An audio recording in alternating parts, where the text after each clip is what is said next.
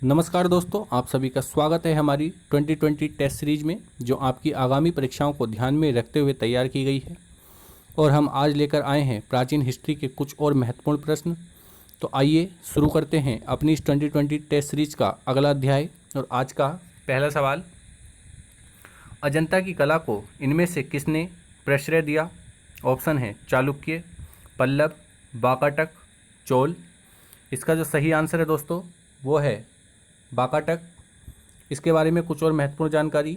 अजंता की गुफाएं औरंगाबाद महाराष्ट्र में स्थित हैं, जो भित्ति चित्र व मूर्तिकारी के लिए बेजोड़ मानी जाती हैं। यहाँ के चित्र मुख्यतः ब्राह्मण धर्म और बौद्ध धर्म से संबंधित हैं, जिसमें जातक कथाओं का चित्रण किया गया है। यहाँ कुल 29 गुफाएं हैं, जिसमें से वर्तमान में 6 गुफाएं ही शेष हैं, जो इस प्रकार हैं। गुफा नंबर 1, 2, 9, 10, 16 और 17 यही जो है शेष हैं, बाकी सब नष्ट हो चुकी हैं। नेक्स्ट है, भुवनेश्वर तथा पुरी के मंदिर किस शैली में निर्मित हैं? ऑप्शन है नागर, द्रविड़, बेशर, गांधार। और इसका जो सही आंसर है दोस्तों वो है नागर शैली। आपको कमेंट करके बताना है नागर शैली का विकास भारत के किस क्षेत्र में हुआ था। नेक्स्ट क्वेश्चन है, महाबलीपुरम के रथ मंदिर का निर्माण किसने कराया था? ऑप्शन है नरसिंह वर्मन प्रथम, नरसिंह वर्मन द्वितीय, नंदी वर्मन, महेंद्र वर्मन। और इसका जो राइट आंसर है वो है नरसिंह वर्मन। ये जो हैं पल्लव शासक थे और इनके समय में एक शैली का विकास हुआ जिसे हम मामल्ल शैली के नाम से जानते हैं। तो आपको याद रखना है, इस मामल्ल शैली का नाम नरसिंह वर्मन प्रथम के समय में विकसित हुई थी। नेक्स्ट है, निम्नलिखित में कौन सा रथ मंदिर सबसे छोटा है? ऑप्शन है द्रौपदी मंदिर, भीम रथ, अर्जुन रथ, धर्मराज रथ। और आपका जो राइट आंसर है वो है द्रौपदी रथ। ये सबसे छोटा रथ मंदिर है। आपको बताना है सबसे बड़ा रथ मंदिर कौन सा है। नेक्स्ट है, निम्न मंदिरों को कालानुक्रम में व्यवस्थित कीजिए और नीचे दिए गए कूटों में से सही उत्तर चुनिए। ऑप्शन है बृहदेश्वर मंदिर, गंगकोंड चोलपुरम मंदिर, महाबलीपुरम का तटीय मंदिर, सप्त पैगोड़ा।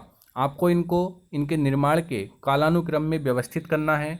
इसका जो राइट आंसर है वो है डी, फोर्थ, थर्ड, फर्स्ट और सेकंड। सबसे पहले सप्त पैगोड़ा, फिर महाबलीपुरम का तटीय मंदिर, फिर बृहदीश्वर मंदिर, फिर गंगकोंड चोलपुरम मंदिर। नेक्स्ट क्वेश्चन है, भारत के सांस्कृतिक इतिहास में पंचायतन शब्द किसे निर्दिष्ट करता है? ऑप्शन है ग्राम के ज्येष्ठ जनों की सभा, धार्मिक संप्रदाय, मंदिर रचना शैली या प्रशासनिक अधिकारी। और इसका आंसर है मंदिर रचना शैली। पंचायतन शब्द का मतलब होता है 5 देवी या देवताओं से संबंधित है। नेक्स्ट है, निम्नलिखित में से किस मंदिर परिसर में एक भारी भरकम नंदी की मूर्ति है जिसे भारत की विशालतम नंदी मूर्ति माना जाता है? ऑप्शन है बृहदेश्वर मंदिर, लिंगराज मंदिर, कंदारिया महादेव मंदिर, लेपाक्षी मंदिर। और इसका जो राइट आंसर है दोस्तों वो है बृहदेश्वर मंदिर। इसके बारे में आपको याद रखना है, बृहदेश्वर मंदिर तंजौर में स्थित एक शैव मंदिर है। चोल स्थापत्य का उत्कृष्ट नमूना इसको माना जाता है। इसका निर्माण राजराज प्रथम के शासनकाल में हुआ था और यह द्रविड़ शैली का सर्वोत्तम नमूना है। नेक्स्ट क्वेश्चन, चोलों का राज्य किस क्षेत्र में फैला था? विजयनगर क्षेत्र, मालाबार तट, होयसल, कोरोमंडल तट, दक्षिण के कुछ भाग। और इसका जो राइट आंसर है दोस्तों वो है हमारा कोरोमंडल तट, दक्षिण के कुछ भाग। आपको याद रखना है, कृष्णा तथा तुंगभद्रा नदी से लेकर कुमार अंतरीप तक विस्तृत क्षेत्र को तमिल प्रदेश का नाम दिया गया, जिसमें से कोरोमंडल तथा दक्षिण के कुछ भाग पर चोलों ने अपना अधिकार जमाया। नेक्स्ट क्वेश्चन, निम्नलिखित में कौन चोल प्रशासन की विशेषता थी? ये क्वेश्चन बहुत बार पूछा गया है दोस्तों, बहुत महत्वपूर्ण क्वेश्चन है। ऑप्शन है साम्राज्य का मंडल में विभाजन, ग्राम प्रशासन की स्वायत्तता, राज्य के मंत्रियों को समस्त अधिकार, कर संग्रह प्रणाली का सस्ता व उचित होना। और इसका जो राइट आंसर है वो है ग्राम प्रशासन की स्वायत्तता। बहुत बार पूछा गया क्वेश्चन है। नेक्स्ट है, चोलों के अधीन ग्राम प्रशासन के बहुत ब्यौरे जिन शिलालेखों में हैं वे कहाँ हैं? आपको बताना है जो ग्राम प्रशासन का ब्यौरा मिलता है वो कहाँ से मिलता है। तंजावुर, उरैयूर, कांचीपुरम, उत्तर मेरूर। और इसका जो राइट आंसर है दोस्तों वो है उत्तर मेरूर से प्राप्त शिलालेखों से हमें चोलों के अधीन ग्राम प्रशासन के ब्यौरे प्राप्त होते हैं। नेक्स्ट क्वेश्चन है, चोल शासकों के शासनकाल में निम्नलिखित में से कौन सा वारियम उद्यान वारियम का कार्य देखता था?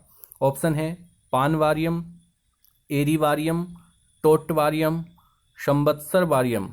और इसका जो राइट आंसर है वो है टोट वारियम। आपको याद रखना है कि गांव के गतिविधियों की देखरेख एक समिति करती थी जिसे हम वारियम कहते थे। इसमें पान वारियम की बात करें तो ये जो है स्वर्ण से संबंधित थी, स्वर्ण समिति है।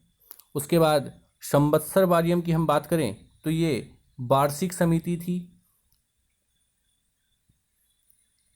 एरी वारियम की हम बात करें तो ये तालाब समिति थी।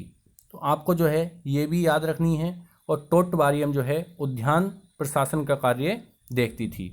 नेक्स्ट क्वेश्चन है, नटराज की प्रसिद्ध कांस्य मूर्ति किस कला का उदाहरण है? ऑप्शन है चोल कला, गांधार कला, गुप्त कला या मौर्य कला।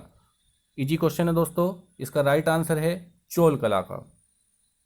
नेक्स्ट है, शिव की दक्षिणामूर्ति प्रतिमा उन्हें किस रूप में प्रदर्शित करती है? शिक्षक, नृत्य करते हुए, विश्राम करते हुए, ध्यानमग्न। और इसका जो राइट आंसर है दोस्तों वो है शिक्षक, शिक्षक के रूप में उनको प्रदर्शित करती है। नेक्स्ट है, गंगकोंड चोलपुरम की स्थापना किसने की थी? ऑप्शन है राजराज प्रथम, राजाधिराज, राजेंद्र प्रथम, विजयादित्य। और आपका जो राइट आंसर है दोस्तों वो है राजेंद्र प्रथम। इन्होंने जो है गंगकोंड चोलपुरम की स्थापना की थी।